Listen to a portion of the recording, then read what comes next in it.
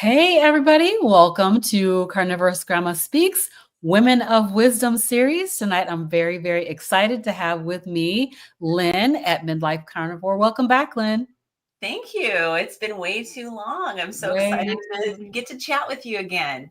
Same here. Before we get started, I'm going to go ahead and read my scripture, which I always read for this particular series, and that is Proverbs 14 and 1. And it says, "A wise woman builds her house, while the foolish tears it down with her own hands." Amen. And I always talk about that scripture because it really resonates with me, particularly when we're talking about food and eating. And tonight we're talking about breaking addictions, and it's so perfect for that, right? And Yeah. so, Lynn, it's been a while since you've been here. So I think I looked back and it looked like around February 2024. So quite a little bit of time. I can Amazing. hardly believe it. I And know. you're looking amazing, by the way. Well, thank you. Why don't you go ahead and just reintroduce yourself for anybody that has not met you yet? Awesome. Well, I'm happy to be here. So my name is Lynn, and I am a 57-year-old wife, mother, grandmother, and had to retire from nursing because of very severe mast cell activation syndrome. I was also extremely morbidly obese. And my top weight was somewhere between 350 and 360 pounds. Um, and I was on disability from work before I officially retired and getting worse and worse and worse. Mhm. And considered totally disabled, having lots of serious reactions, but at baseline also incredibly unhealthy and very, very in pain every day. And every system of my body wasn't functioning properly because of the mast cell disease, which is an immune system disease. And my husband brought a story for me, a YouTube channel, Amanda from Carnivorous Me, shared with me her story, and I dove in because I had known about carnivore. I thought it was all about weight loss. Mhm. And it was watching her that I realized, wait a minute, this is also about healing. And so he committed to do this with me. And that was at the end of May of 2023. And it has absolutely changed my life. And I did end up retiring from nursing. But of course, I was working the last almost 8 years of my nursing career as a gastroenterology and hepatology nurse. And there's no way I could go back to working in GI, knowing what I know now about how to heal with diet. And there's no way I could go back to recommending fiber and all of the carbs to people. So, so I started my YouTube channel, hold myself accountable, Midlife Carnivore, because I was 55 when I started. And through my channel, met incredible, amazing people. That's how I initially met you. Yes. That's how I got connected with Healing Humanity. And it has been just an absolute ride. My health is so much better. I mean, I was just barely under 340 pounds when I Mhm. officially started tracking things. And so since then, I've lost 133 pounds. And my mast cell disease is stable. I don't have to take my rescue medications, no more trips to the ER. I don't have the symptoms are gone, So I've been working a lot with Healing Humanity. I've been I'm on the leadership team there now, and I've been traveling, going to their meetups. I have a site administrator for our membership site, healinghumanity.life. Right. And it's just been amazing. Yeah, I have to say that Kerry, man, I mean, of course, we have to shout him out because Of course. Kerry has changed a lot of people's lives. Yes. Well, it's funny because I didn't even know who he was when I No, me started. neither. I Yeah. I didn't know any of the doctors either, and which is why I'm so passionate about what Healing Humanity and Carrie are doing, Adam are doing, because it's all about the stories. Yes. And It's the I know you and I documented have both, stories that count, yeah, right? you and I have both been filmed for the documentary. Yes. And it was the story. It was Amanda's story that led me to it. So I'm so passionate about that part of it is Yeah. tell your story. People will, no matter what your story is, somebody is going to resonate with you. Absolutely. Absolutely. I want to just go back a little bit for someone who does not know what mast cell disease is. Can you give us just a little bit of explanation on that? Yeah, sure. So it is the mast cells are part of your immune system. They're produced in your bone marrow, and they have all these chemical mediators inside of them. And part of their job is to respond to something that you get exposed to that is foreign, and your body sees it as a threat.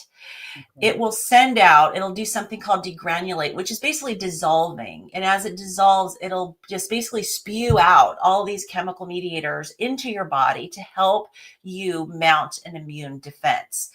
And one of the biggest ones that people are familiar with is histamine. Mm-hmm. And so for people, and histamine is not only produced through mast cells, but that's mast cells are one of the big contributors to histamine in the body.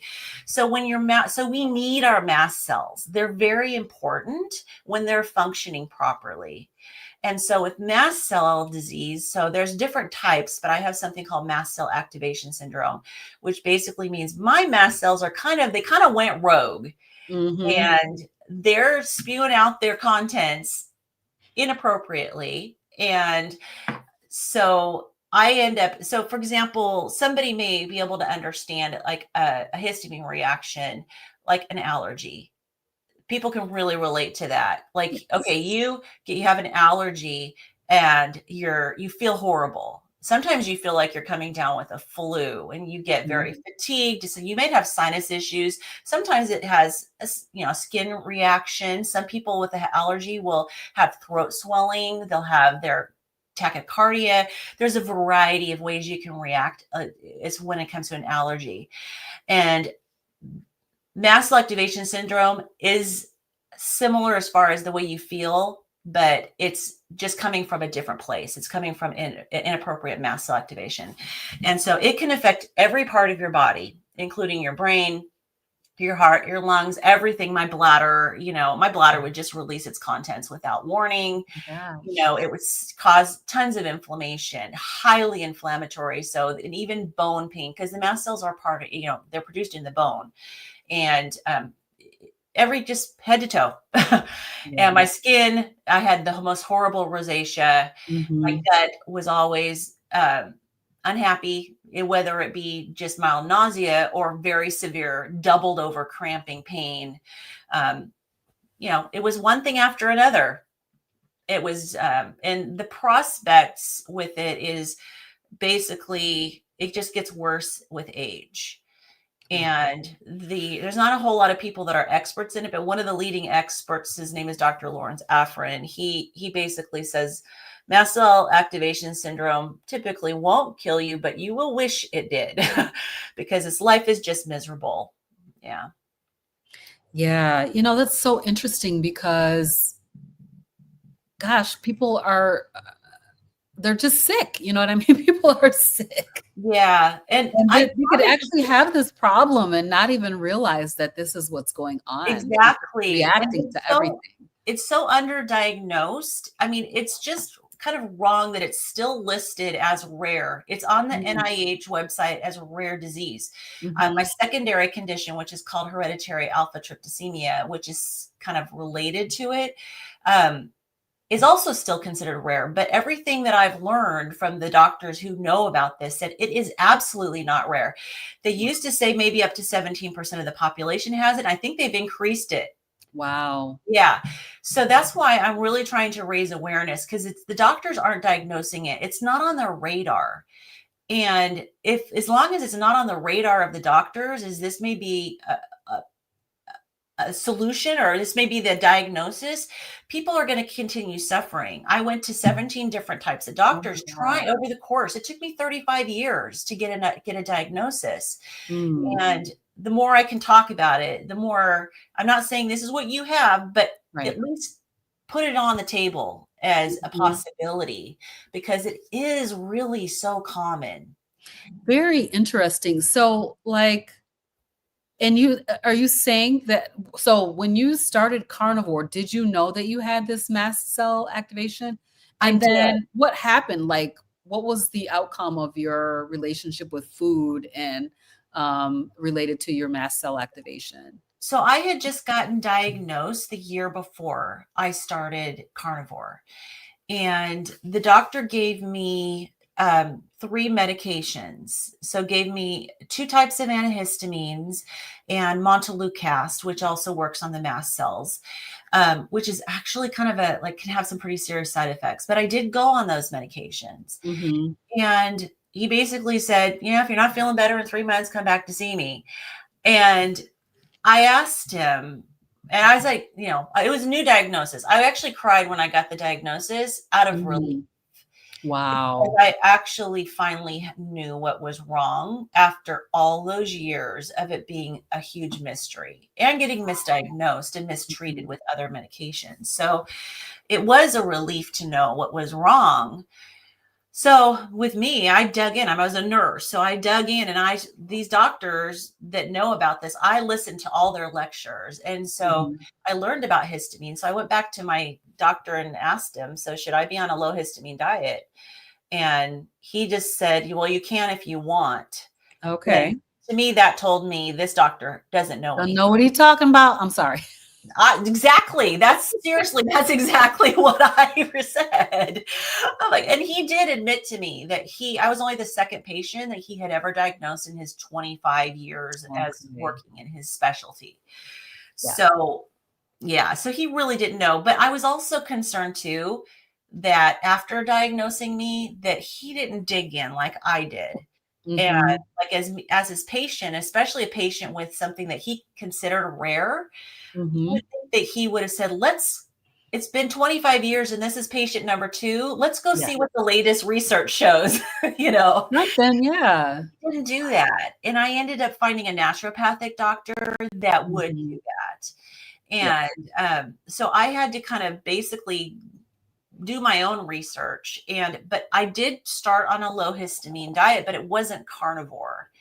Okay. And it did help a little bit, but I ended up getting an infection, and it was just an abscess on my chest that got really infected. And that just flared it up even worse. And that's what put me over the edge so that I couldn't work any longer because my brain stopped working Wow. and I couldn't get words out and my brain would freeze and Gosh. I'd slur my speech. And yeah, so it was obvious I wasn't safe working with patients anymore. Mhm. And I was also in pain constantly. And, my work days I was having to not call out, but I'd try and that I'd have to leave work early. And Yep. it was getting worse and worse. So I carnivore, when I first started trying it, it was like my brain forgot about histamine. And so I just did BBBE, you Yep. know, Mhm. and I was getting progress, but I was still having to take my rescue meds 2, 3, sometimes 4 times a week because I would have these throat swelling episodes that were so scary. I mean, it was like call 911 because my throat would be swelling, my heart rate would be skyrocketing, my blood pressure would be stroke level. Oh my gosh. Yeah, and so um, I I was still needing to take these medications to kind of arrest those symptoms. Even so, when I started carnivore, it went down to maybe a couple times a month, but it was still happening. And so 4 months or so into carnivore is when it like the light bulb went on and I went, wait a minute, there's a lot of carnivore foods that are high histamine. Yes. And so I had to revisit the whole histamine thing and go a low histamine lion diet. And that's when everything turned around. And really, I started to see the progress. That is so incredible. We're not going to really dwell on this today, but if you guys are interested in learning about histamines, Lynn has got a great video on her channel talking all about it, like more than you ever knew that there was to know know about foods that have histamines. Yeah. And so And if it's not you're, just yeah, for mast cell disease. It's people who are concerned that they might have just histamine intolerance. I yes. addressed that too in the video. Yep, and I actually think that I'm definitely a person that has that issue. Have been had allergies all my life, and struggle with a lot of things that have high histamine in them. So I definitely am that way. I don't know if it's mast cell because, of course, I'd never heard about it until you told me about it.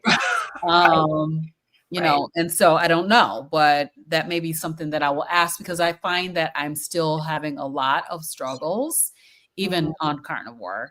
Yeah. And a lot of little things trigger my, my body to flare up and, all these kinds of things. So it's something that I need to just think about. Yeah. There's also genetic variants too that can be a factor. And Mhm. there's, mold toxicity, getting tested for these other things that you could have been Mhm. exposed to. Yes. And I mean, in us being born in the 60s, we were also exposed to lead-based paint. Yes. And as a nurse, I was exposed to a lot of like vaccines that have a lot of metals in them. So there's a Mhm. lot of factors. Yeah. I found out I have the MTHFR variant. Like Oh my half the gosh. population has that, and that can affect your ability to detoxify certain things. Mm. So Yeah. there's so many factors, but Yes. histamine intolerance is so, so common. It really is. Yeah. And so, I just would say if you're, you're on a carnivore way of eating and you're still struggling with, these allergic type symptoms, go and check out Lynn's video. It's really, really informative. So, all right. I do want to kind of talk a little bit about, so we talked about some of the changes. You're, big into the Healing Humanity team, and, leading the charge, I would say. You're whipping those guys into shape. Hey, they need somebody, right? Yes, yes. But the thing that I want to talk about tonight is breaking addictions. So I saw that you wrote this book. Thank you And for buying it, by the way. huh? Thank you for buying it. Yes, I went immediately and bought it. I'm a person that comes from a history of addiction. Yeah.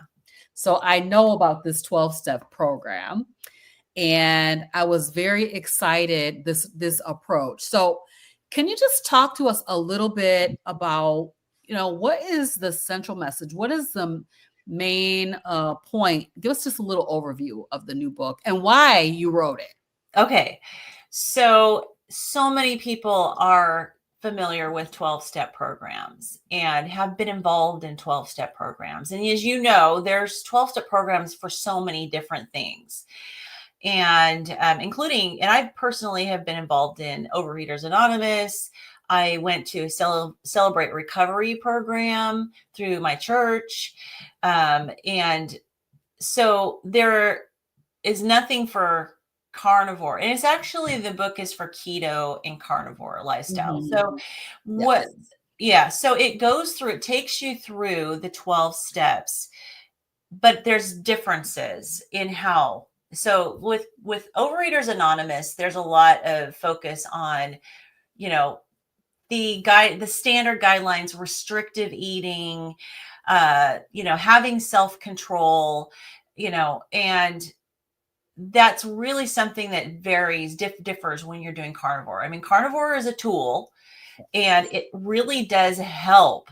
It helps to eliminate, not always eliminate the food noise, but to really reduce the food noise. But there's really nothing out there for this lifestyle, where Mhm. it's focused on this lifestyle and going through the 12 steps. Yeah. But what actually made me want to write this book is that on our Healing Humanity Life membership site, we have a member who came to us and said, can we start a 12-step program? And so that's how it started. And we started with using literature that was originally done by Alcoholics Anonymous, supplemented by some OA literature. Mhm. And we did go through the program, and it was called Back to Basics, and it was designed to take somebody who really needs the help quickly through the 12 steps more quickly. And obviously, if Mhm. you've been through a 12-step program, It You're not takes going to do it once, right? yes, yes. You peel back the layers of the onion, right? So doing it Mhm. once is kind of like, well, okay, I think by the time I get through it, I kind of think I know how this thing works now. Let's go back and do it again. Yes. Many people go through the 12 steps for years over and over again Uh-huh. because it is a tool to help you. And so as we went through the back to basics. So we did all 12 steps in 4 weeks. And the consensus of the group was, okay, this is good, but it's so focused on alcohol and Mhm. overeating as opposed to what really we can relate to. And Yeah. so I decided to write the book. And it was for the group, but it can be used by anybody. And it's Mhm. written from the perspective of it could to be read aloud in a group, but individuals can go through it.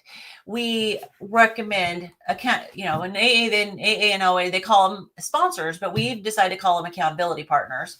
So Yes. we recommend that if anyone is going to go through the book by themselves, that they find somebody who has gone through a 12-step program. And within our group, once people have gone through the 12 steps once, they can be an accountability partner. Mhm. Yeah. So that's what motivated it. And so I have the books here. So I've got the book and I also have a workbook, and Okay.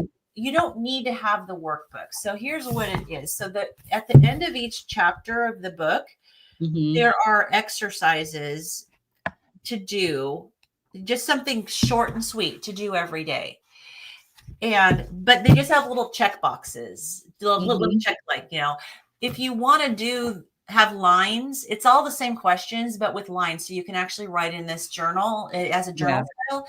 And also there's 4 sets of the questions. So you can go through this 4 times. Oh, wow, that's really good. Yeah, yeah. And people are definitely encouraged to continue. Like you said, if you've been in party, like I said, if you've gone through it once, okay, now I get it. Let's go through it again. Uh, Yes. yeah. So that's basically, I worked on it for quite a long time, and it's now being used in the Breaking Addictions group. It's for sale on Amazon. I made them very inexpensive. So Yes, you the did. cost, I it's think it only was like $10. $10. Yeah. Yeah, for each of them. But again, I make it really clear in the Amazon ad that the workbook is optional. You Right. can just have a notebook, a journal, and you don't need Mhm. to have the workbook. Yes. So, yeah. So very interesting that there was somebody who wanted a program like this in the group. And, so how has that gone? Like, how is it working out for people? And We've had a what's the lot of biggest impact? Yeah. we've What's had a lot of people who have found that they are able to stay on the carnivore diet because they're going through the 12 steps. And Mhm. some of our people they've gone through in the program and they're now leading groups. So we've been able to expand and add, and there's a lot of plans for expanding a lot further. So Amazing. It's yeah, amazing. You think about Alcoholics Anonymous, Narcotics Anonymous, some of the ones that I have heard of and know about, Overeaters Anonymous, how broad, these are. And generally, they're free programs that people can get into to help them recover from addiction. right. And the thing is that we do recover, you know what I mean? And so I love that you took this approach to it. Um, what makes this book different than another, carnivore book or keto book? Yeah, what makes this so different? So with this book, we're not teaching people how to do carnivore or keto. This is coming from the approach that you're already Mm, doing that, or you're starting. You want to use this is it as a tool. yes. The diet is your choice, but we focus a lot on the harms. It's all throughout the book. It talks about the harms of the standard American diet. So so basically you're not going to find that in any other book. And it pulls in from principles from AA without specifically talking about alcoholism.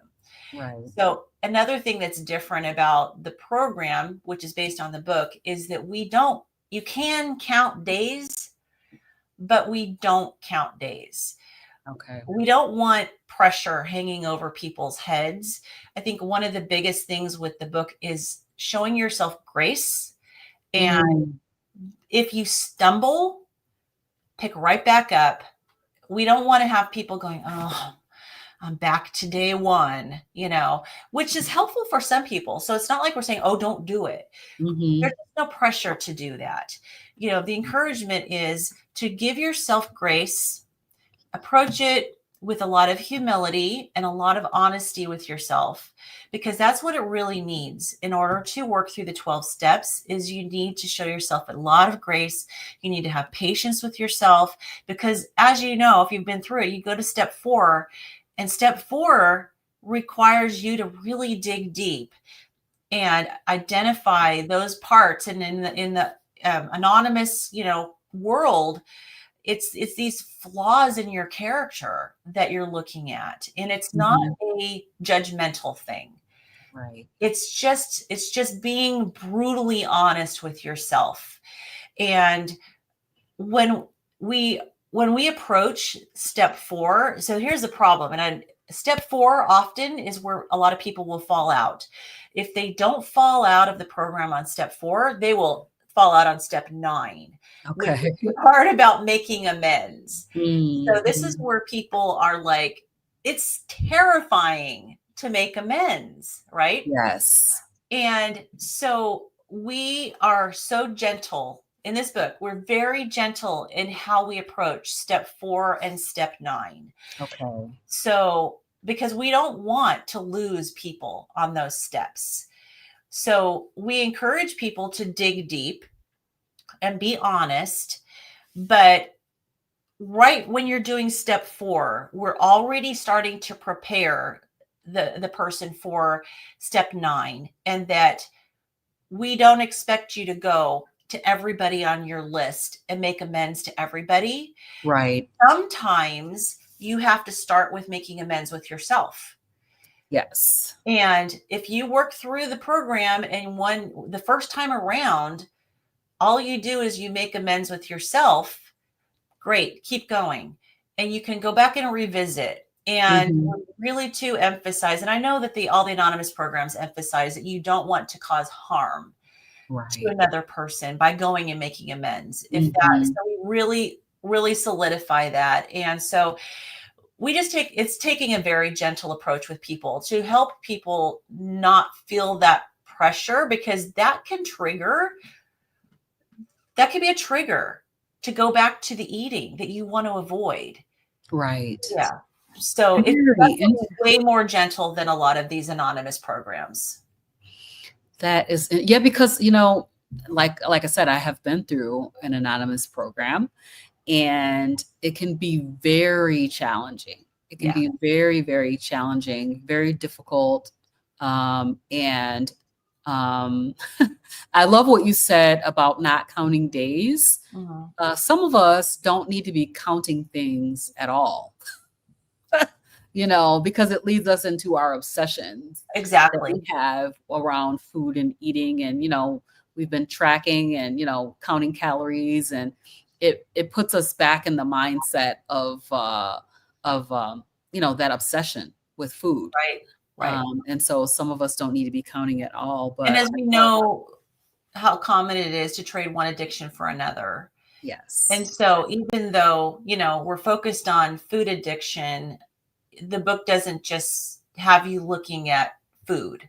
You're digging into other things as well. Yeah. And I think that is the interesting thing about the 12-step program is it is really a holistic look at yourself, your life, your, what's been going on with you. So let's talk about what is the first step that you recommend for someone that's ready to face the fact. So first of all, people don't want to believe they're addicted in the first place. Yeah.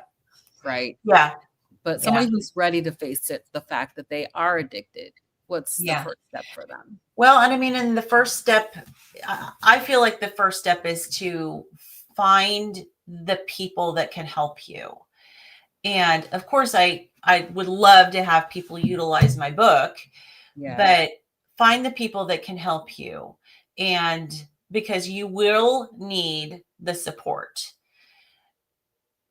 And if you want to go through a 12-step program, step one is acknowledging that you don't have control, as you know. Yeah. That's kind of challenging. Is it okay if I maybe read a little bit on the? Absolutely. Yeah, I figured maybe I could just read just the brief, like a little bit about the step one. Mm-hmm. So step one is, and these steps as listed in the book are directly verbatim from AA. Mm-hmm. And that's the thing with the anonymous programs. The steps stay the verbiage stays the same. Yes. So step one is we admitted we were powerless over food, that our lives have become unmanageable. And of course, it's okay to substitute food for alcohol. You know, OA does that. But other than that, it's verbatim. Mm-hmm. So the first step in breaking free is acknowledging the truth of our situation. For us, this will be step one in our recovery journey from the standard American diet. At first glance, this step can seem overwhelming. Admitting powerlessness feels like defeat, but it is in fact the opposite. It is the key to freedom. For so long, we've tried to control our eating habits with willpower alone, promising ourselves that tomorrow will be different, only to find ourselves trapped in the same destructive patterns. This endless struggle leaves us exhausted and demoralized. So that's how the first step starts. So it's, we're looking at freedom. And so I tried to be so encouraging from the very get-go, that this is not a defeat. You're not admitting your powerlessness is not admitting defeat. Right. It's a step towards freedom. And so usually until people, that this program has been around for almost 100 years. These are tried and true and have worked for people for almost, a century. Yes. And this starting with that first principle and admitting your powerlessness is so important. Absolutely. I was thinking about, as you were reading through that, I was kind of thinking about the idea that many of us are not even aware of the super addictive nature of the standard American diet. Right. And, and so for us to literally blame ourselves, we've been blaming ourselves for our weight, that we can't get the weight off and keep the weight off. We've been trying to follow all these plans, and we, do all these different drugs and a variety of different things. And Right. We are beating ourselves up over the fact that we cannot take weight off and keep it off. Of course, Right. realizing that these ketogenic diets, the primary thing is not necessarily weight, but a lot of times that's the thing that leads us to it in the first place. Yeah. And so, the fact that we are not in control is we have not been in control this entire time. You're fooling yourself if you think that you are, and it's sad because we tend to beat ourselves up feeling like I just don't have the willpower. Right. Yes. But that's like taking, getting morphine and like you're in the hospital, you get morphine and not having the willpower to resist the effects of it. We're dealing with foods that act like drugs in our bodies. Yes. And so, I think about the fact that you really have to stop using in order to recover. So, how do you help people break that reward cycle? We know that, that these foods, I'm calling them foods with quotes, and sugar hit our dopamine center and make us feel amazing for a moment. Mm-hmm. So how do we break that reward cycle that helps us keep those cravings, triggering us to keep going back again and again and again? I don't know that there's one specific way that works for every person. But what worked for me and what I often try to encourage people to do is to look at their current diet like a drug, coming off of a drug And to me, if you can be proactive in setting your mind up to understand what you're going to go through, it can help you get through it. So know that you're going to go through withdrawals, just like you would do if you're coming off of a street drug or alcohol or cigarettes. And it's going to get harder before it gets easier. And so I think a lot of people, they start something, and then when it gets hard, they're like, this is too hard. And I just feel like if you can prepare for that and have a plan on what you're going to do when it gets hard, you're a lot more likely to succeed. And just to know that there is light at the end of the tunnel. And most people, about 3 weeks is when it gets a little challenging, but you can get over that hump. And so that approach may not work for everybody. Some people, they just like, if they see sugar, they go poison, poison, poison. And they say that, and that helps them, that could be a help. I also trained myself. And of course I'm a Christian. So I look at the biblical approach to things, and I always go back to Joseph in the Old Testament. What did he do when he was being seduced by Potiphar's wife? Did he hang out and sit there and look at her? No, he ran the opposite direction. Yeah. That's how, because otherwise, if you stay and you dwell and you let the temptation enter your mind, the next step is to start justifying. Right. So you have to nip it in the butt right then and there. So you can't control, like with food, you can't control what comes into your field of vision. What you can control is how long you look at it. And so, so I encourage people to develop a habit to where it becomes a reflex of instantly look the other direction, flee, just like Joseph fled from Potiphar's wife. So he still ended up in jail, but there's no food jail. So exactly. Yeah. That's really interesting, because I think that is a key thing. Even without a 12-step program, we're trying to go into a ketogenic lifestyle. It's very important to learn to say no. We got to say no. Quickly.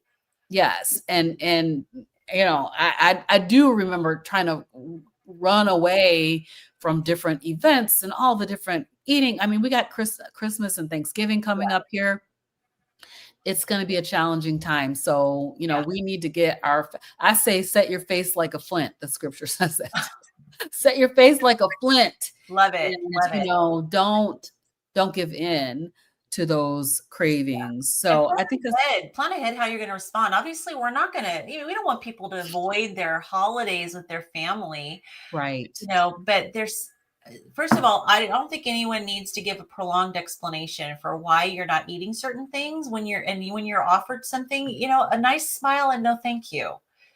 Lynn, I just cannot understand why people feel like they cannot tell people no.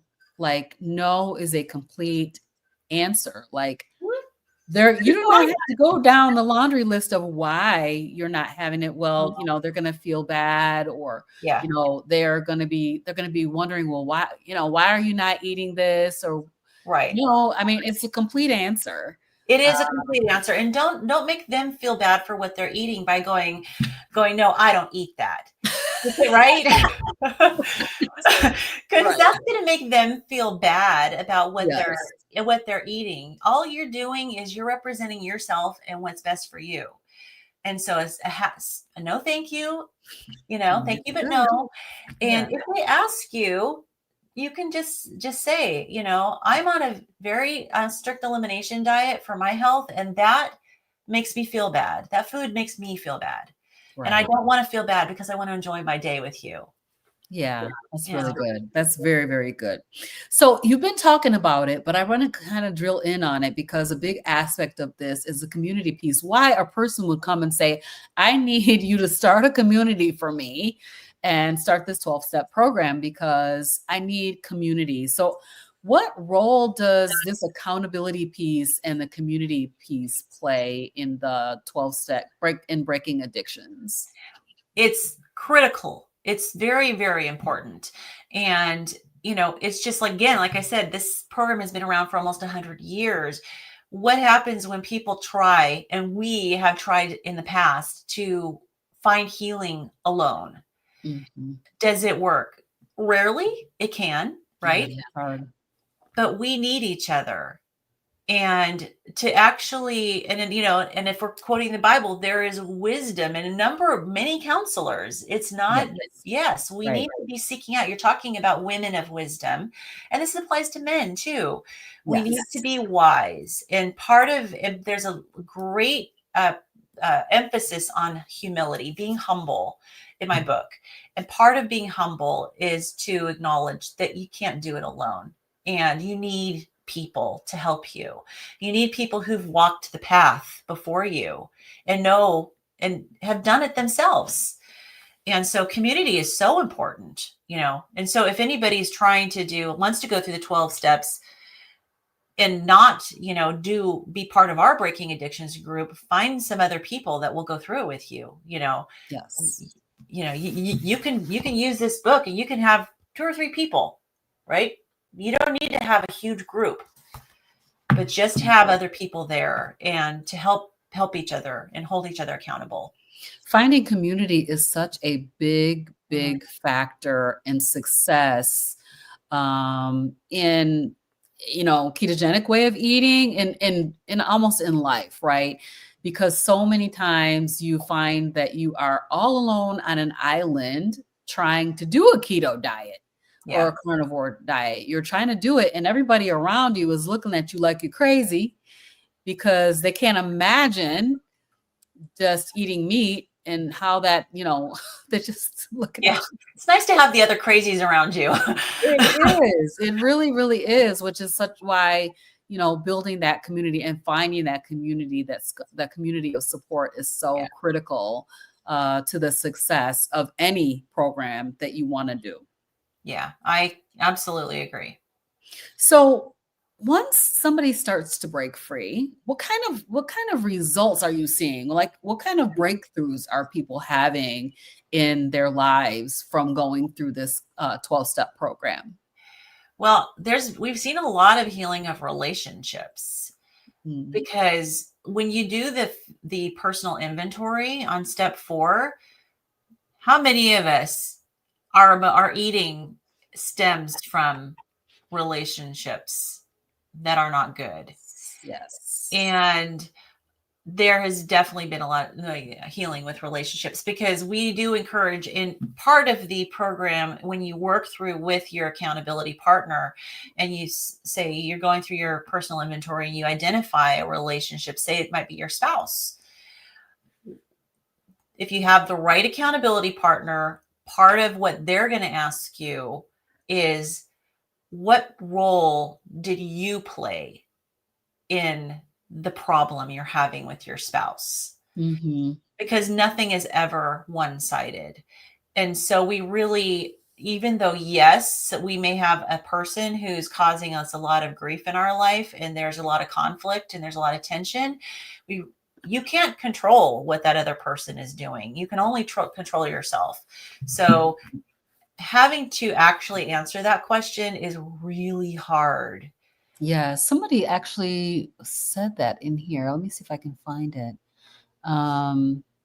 Coach Juliet, I've been through 12-step programs for years in the past. I always dreaded step 4, but once I did it the first time, it felt so wonderful. I came to look forward to step 4. Exactly. And I'm going to go ahead and read step 4 really quick. Sure. And that's what people find that actually are brave, and they get through step 4. Okay, let me go find it. I got it. I'll read it. Okay.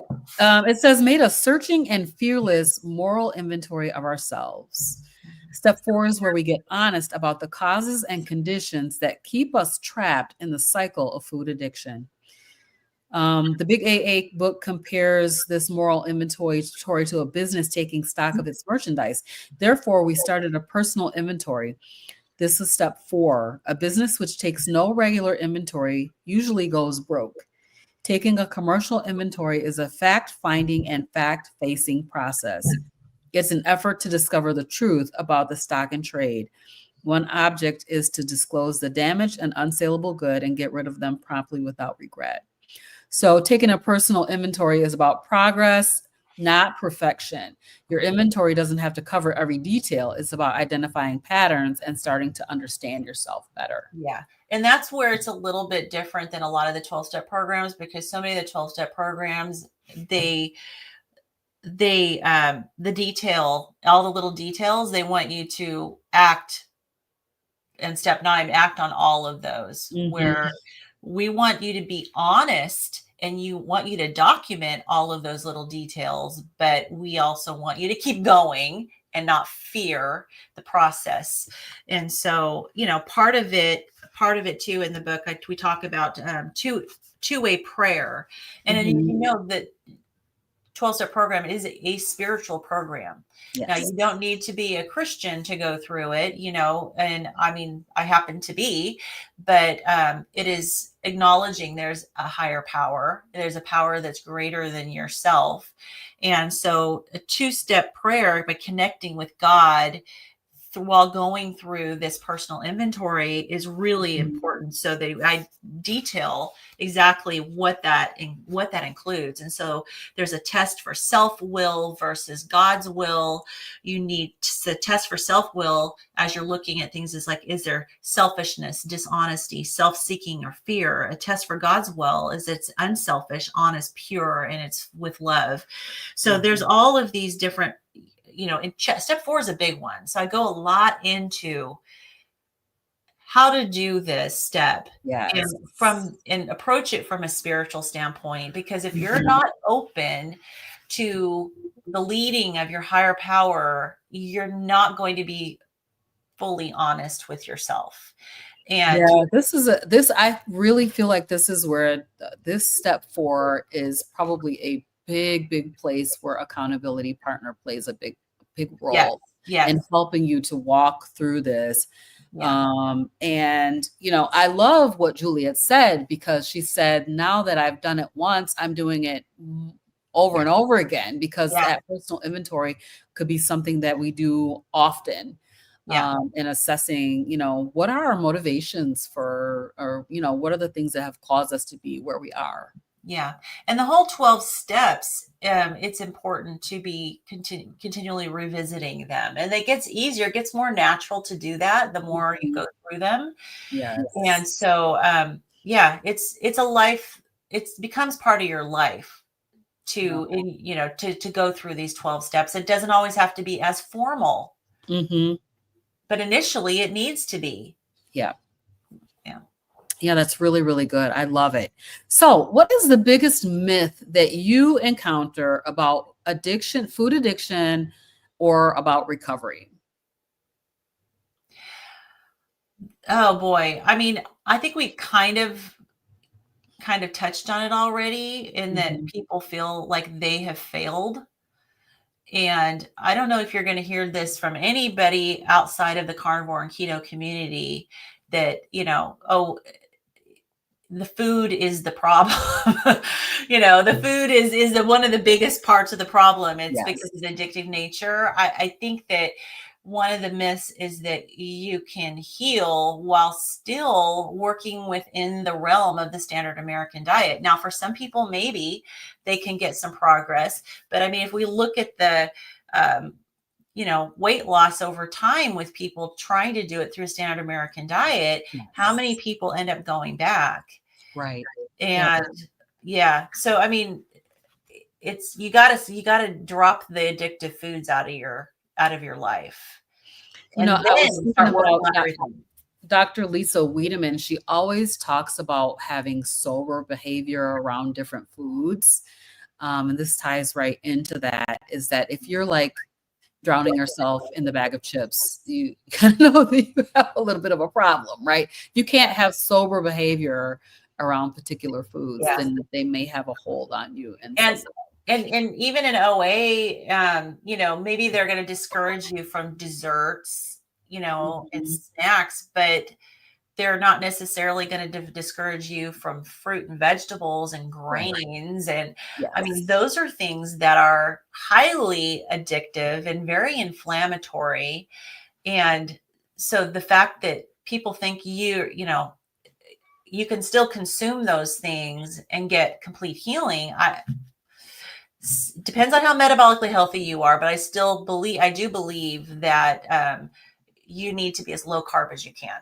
I totally agree with that. Yeah. 100%. And I really, as I'm seeing different, very, very long-term, very strict carnivores doing some different things right now, I'm thinking, maybe after you're healed, things may change somewhat. But, during the healing phase, I think we need to be as low carb as we can, for sure. I absolutely agree. And I also, before people, and I don't know what other people have got, the journey they've gone to in their decision making, but I definitely encourage people to explore really deeply what might have changed.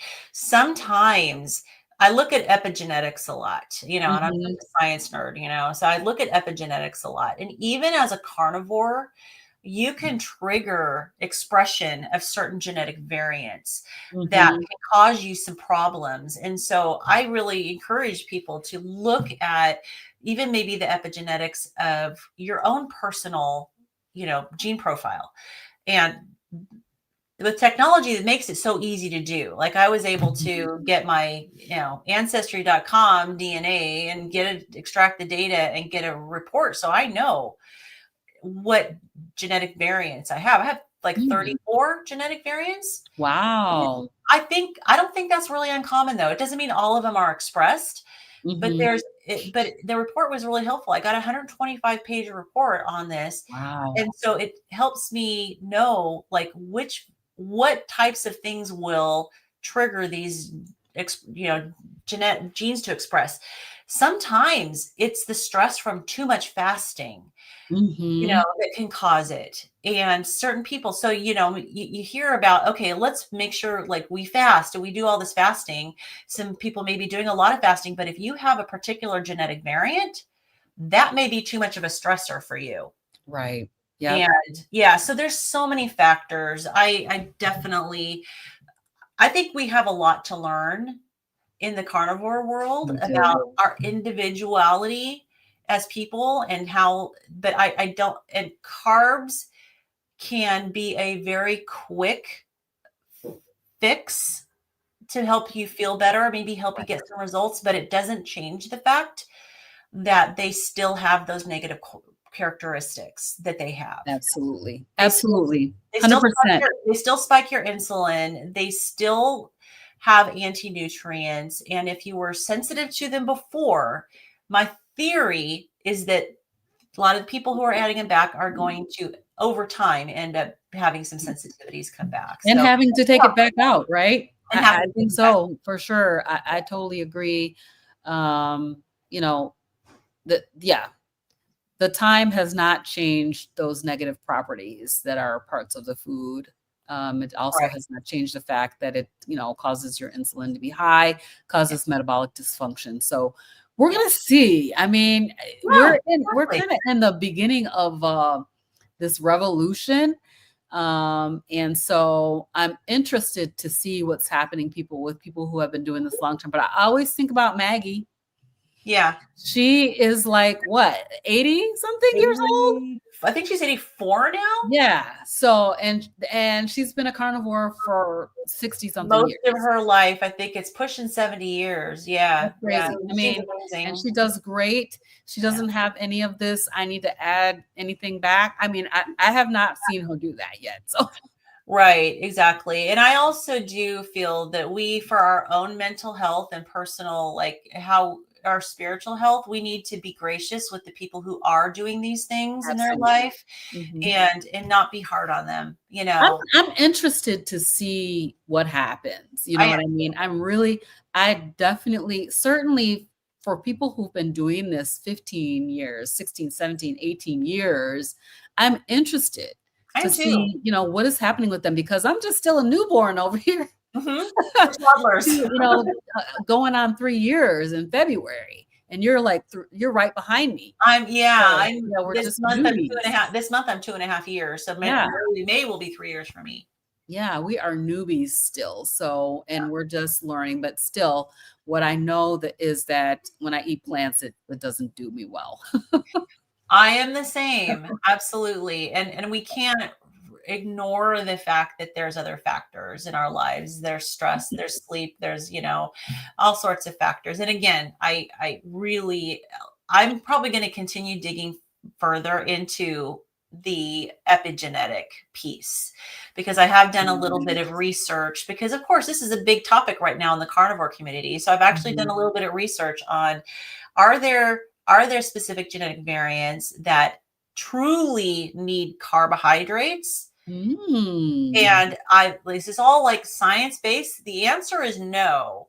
Interesting. I would love to have you come back and talk about that. When I finish my digging, yes, the answer is come back and talk about that. The carbs can give you some really quick, it's kind of a shortcut to getting some of the results that you want, but you do not need to do it. So I've been compiling all this information about how to do it based on what genetic variant you have that's expressing how to do it as a carnivore. Yeah, that's great, because, there's so many, you got this blood type, you need to eat these foods, and, just on and on and on and on about it. But there are a few questions, and we're getting close to time. So I want to go ahead and take a couple of these questions. First of all, I want to say welcome to Raise Your Vibration, who became a member of my YouTube channel. Thank you so much. Welcome, welcome. Kel said, which one of your histamine videos do you recommend first? I only have one. I mean, I talk about histamine a lot, but I only have one. I can probably copy it if I can find it. I'll have to get out of here for just a second and see if I can find it. Let's see. I'm also looking too.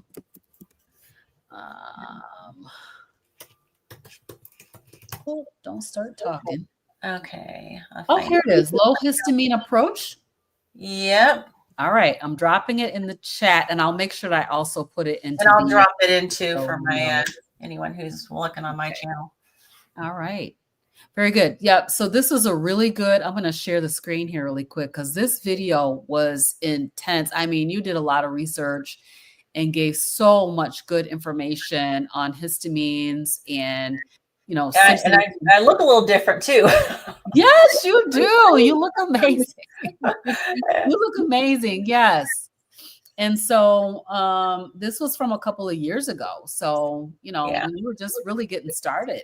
So this was a really, really good video. I think this is like one that people can come back and watch it over and over and over again, because you gave so much good information on histamines and, the foods that have histamine, because we think because we're carnivores that we don't have to worry about histamines, but that's not necessarily not the case. And, and as you can see by the title, it's focused on a carnivore diet. It's not just low histamine in general. Right. It's focused on a carnivore diet. Yeah. So that's a really good one. And you guys should definitely go and check that out. And then we have Elite Experiences saying, what is the higher power? How do you decipher what is truly powerful versus your own imagination? Good question. Good question. So there's no specific one answer. I mean, one of the criticisms I have about, some of the anonymous programs is that there's some people that are in there and they're atheists or agnostics. And so they don't have that faith and belief in God. And the programs, are a little broad with how they let you define things. Like they say, some people, I've heard of people saying, a doorknob is my higher power or something silly like that, right? So that may be more challenging if you don't have a belief in God to figure out what is your higher power. Yeah. And it's incredibly independent. It's very individual. And so for some people, it's the program itself. It's something that is is greater than you that you can lean on. So for some people, it's the group Yes. that becomes their higher power. Mm-hmm. For some people, it may be a particular, maybe a particular book that they go to and they get, they get a lot of help from it. So it really is very individual. Right. So, yeah.